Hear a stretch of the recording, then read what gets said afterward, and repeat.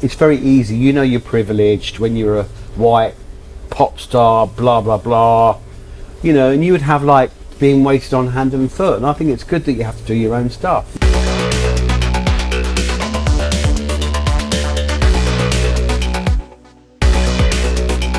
So welcome back, I'm Phil Marriott. Today's episode of Marriott Meets, I am delighted to say I am with pop icon and theatre superstar Andy Bell. Hi. Now you've got a third show for Torsten. Delighted to see this is back, because the first two were so good.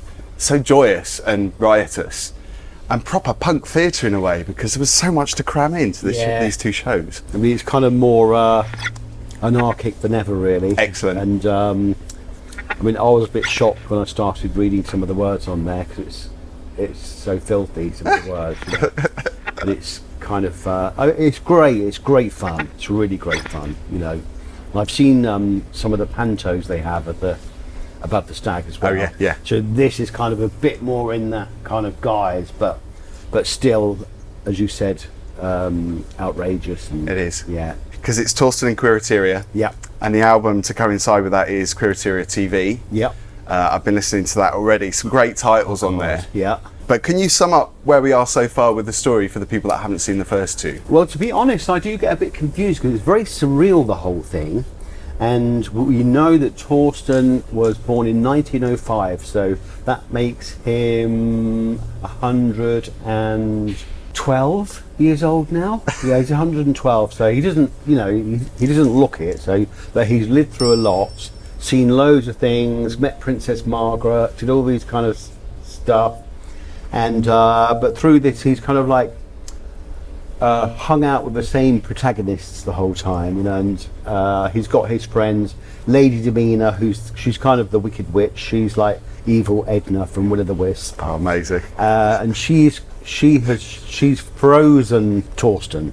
So he's got his head frozen in a bell jar now, and so he's singing his songs from inside the bell jar. But it's all a guise, because she's a bit like a dictator, and she ended the world, which they call the embezzlement. But Torsten still has his friends around, former lovers, Rupert, who's now in his 70s, and Daniel, who was one of his younger lovers. So they're all there together still. They're all living together like a sitcom kind of thing, but now they're doing a TV show, or they're trying to do a TV show, which is a bit like The Tube, but it's kind of post-Armageddon, and it's in an old sex club. Yeah. Lots of cultural references for the kids. Evil Edna, The Tube, it's all in there. Brilliant. So he's semi-immortal. You say he's over 100 years old. He's led a rich life. Yeah. But he's still pretty haunted, isn't he? He's quite a haunted soul. He is really, because I don't think he particularly enjoys being around for all that time. You know, even though people are always supposedly looking for the fountain of youth. You know. Yeah. I don't think it's necessarily a good thing, you know, because I love seeing people, when they're 100 and this lady's lived to be 110 and stuff like that, but they're kind of really frail. And Torsten's kind of, you know, he's done every drug on the planet, he's been to all these parties. I mean, he must be getting worn out by now. You know, it's in the play that his bones are really brittle. Yeah. And he couldn't do very much anyway, but even that he looks good, he's led the excessive life, hasn't he? He's kind of a cadaver, really. Yeah. Just a living one. Paid the price in a way. Yeah. Because last time we had Lana P. Yes.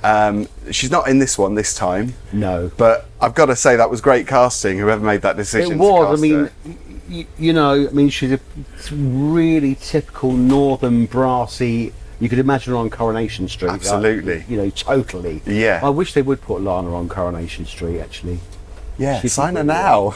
Yeah. Do it. So the other shows featured a lot of songs that were very short. We were talking about this earlier. There's so much to cram in. Yes. Is that a bit of a challenge, because you've got these kind of 1 minute epics and they're so boisterous, aren't they? It is. I've decided for this weekend that I've got to, because there are songs in the show that have appeared on other albums. So now I've got to kind of put them in order so I can learn them, which ones are the new ones and which ones are the older ones, because there's kind of different prose to the old songs. That must be really difficult, because you've got to think back and think, like you say, it's got to make sense. Yeah, it's got to come alive. It is quite hard. I mean, for me, the hardest thing is spoken words. Yeah, it's really, really hard. If there's not a tune attached to it, it's really hard for me to remember the words. But I think what I'm going to have to do as well is record those sentences down and just keep playing them back and back to myself. It's a lot to think about, isn't it? It is loads, but I kind of love the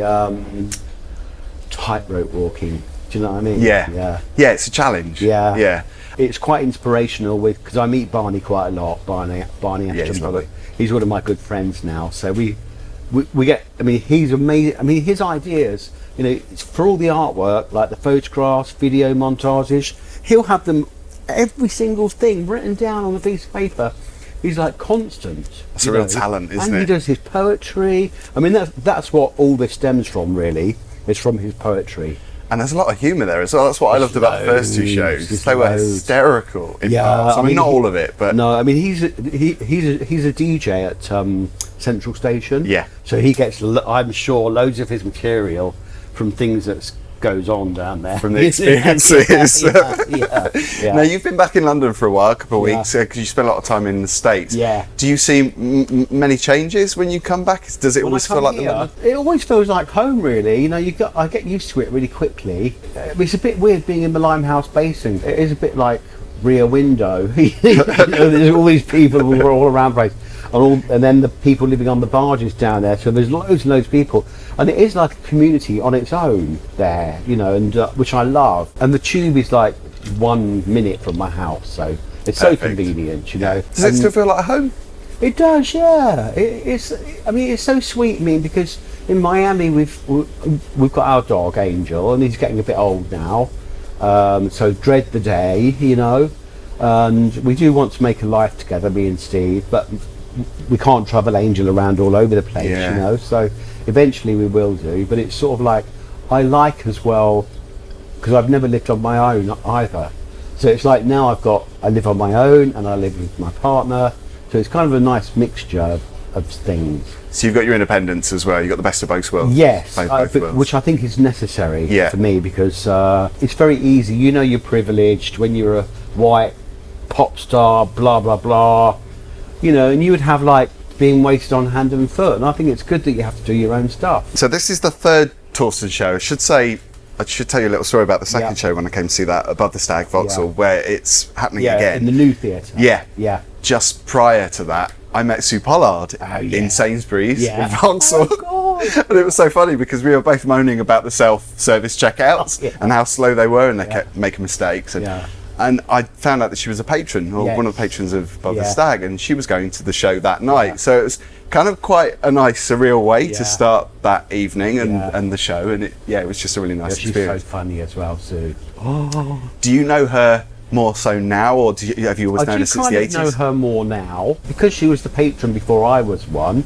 She's like my mentor, kind of, you know, because I'm not really a very good public speaker. It's fine if you go and you prepare it beforehand, and you know, you've got a lectern or it's about a subject or whatever, but she's somebody, she can just stand up in front of the room and then do like, thank you all very much for coming, everybody, this is like, we're above the stag, and you know, she's got uber confidence. It's quite inspiring, isn't it, to see somebody that it is amazing. That energy, for half of her energy I would love. And she's very supportive of the LGBTQ plus community as well. I mean, she's done so much great work for charity. I think she did have gay husbands. Yeah. She's a real character. So what was the last theatre show that you saw? Are you into the kind of commercial musicals, you know, the really successful big Soho musicals? I mean, sometimes I will go to a show. The last thing I saw, I have to put my hands up, was not the Panto at the Palladium this year, it was the one last year, with Julian Clary and Elaine Page, and it was Dick Whittington, and it was quite funny, but it was kind of more like Saturday Night at the Palladium with plus a panto. You know, so, I mean, I haven't seen a proper play for ages, but I do love going to see them. Probably the last thing I saw, I think I might have told you before, was a play called The Goat. That was a long time ago though. The pantos at the RVT are also really good. Quite anarchic. And some plays Above the Stag I've seen quite a lot. Sissy Baptists, There was one that was called City Baptists of Somewhere, which was brilliant. It's a great little place, isn't it? Above it was the about Stag. conversion therapy, that play was. Small theatre, like independent theatre, which I think is really important in theatre, because it sometimes gets overlooked because you see all these big productions that've got loads of money thrown in. The smaller ones, I think, you know, they get the critical acclaim too, but sometimes not everybody goes to those. I was just wondering what you thought about that, and how you thought people could be persuaded, because sometimes it's quite a niche thing, isn't it? It's quite a cult thing. Well, I just think it's one of those things that's, to me, it's just like a really interesting thing to do. You know, and there's always stuff on. You can kind of like, I mean, I always see loads of things as well that I'd love to go and see. Like there's one play, you know, I'm not here very much, but there's one play with Vanessa Redgrave with her gay son. Oh, she's amazing. You know, which I really would have loved to have seen. And I think it's brilliant as well that you get these like huge Hollywood actors, British Hollywood actors and Americans who come over that do these kind of relatively small productions as well, you know, and just kind of like unusual theatre anyway, you know, not, like playwrights that you haven't necessarily heard of, or ones that have kind of like, that don't get performed very often, you know. Something very special about it, isn't there? Yeah. And it's also quite old school in a lot of ways as well, which I think is great, because a lot of the comedy and theatre from the 80s, you know, you can still see now that type of theatre. I mean, you can learn so much as well, just from the way that they act, you know. And I mean, always, you know, TV is one thing, but you know, you can see, I kind of like watch how they act on there, but when you're there and they're right just 10 feet away from you, it's really amazing. Yeah. Do you get the chance to see a lot of TV or movies? I'm completely a TV couch potato. Yeah, and me too. Being in the US, there's not that much to see, so I must admit I do watch the Beverly Housewives and the Lisa Vanderpumps. She's got this bar where all people. Oh, like the reality TV type stuff. Reality TV. There's a Lindsay Lohan one now as well. Yeah, but then again, I love on Netflix The Crown. I really loved. I loved the amazing Mrs. Maisel. Oh, Miss May, yeah, she's so good in that. Which is kind of based on Joan Rivers-ish, they say, on her career. I don't miss videos or anything like that, but I really have to kind of be in the mood, you know. And for me, the TV has always been like a blur, sort of in the background. So I just tune out, like, because it was always on at my nan's house, at home. It was just always on. That's like my family growing up, exactly the same. It's a light box. It was always there. It's like, even if people weren't watching it, it was just there in the corner. It's a light box. I mean, the new Queereteria is a TV station, and they're trying to make a programme, so it's a bit like amateur TV producers. Brilliant. Movies as well. When was the last time you went to the cinema? Did you get to the cinema? To be honest, I can't remember the last time I went to the cinema. It must have been for Jurassic Park, the zoo, the big theme park one. So that's like 2 years ago, which I loved it. You know, because there's so much competition on TV with Netflix, and you know, you could easily just become that couch potato and just sit I'd there love and watch. To see The Favourite. Andy, it's great to see you. I wish you all the best with the show. Cannot wait to see it. Thank you very much. It's Torsten In Queereteria. Yeah. And the album as well is Queereteria TV. Not easy to say. Yeah. See you soon, hopefully. And good luck with Thank you very much. And Wild is coming out as well on the 27th of May. Oh yeah, quickly tell us about that. It's just the 30th remastered reissue, you know, cleaned up. This feeds into Erasure, so I like to do this. Is why I like to do this as well, because it just keeps you inspired and gives you other ideas for it. So did you find that with the last Erasure album, a couple of albums, that you found that it was bouncing back off Torsten? Definitely, yeah. And vice versa. I was quite proud of the material which is on the last album, especially words wise, and I showed it to Barney.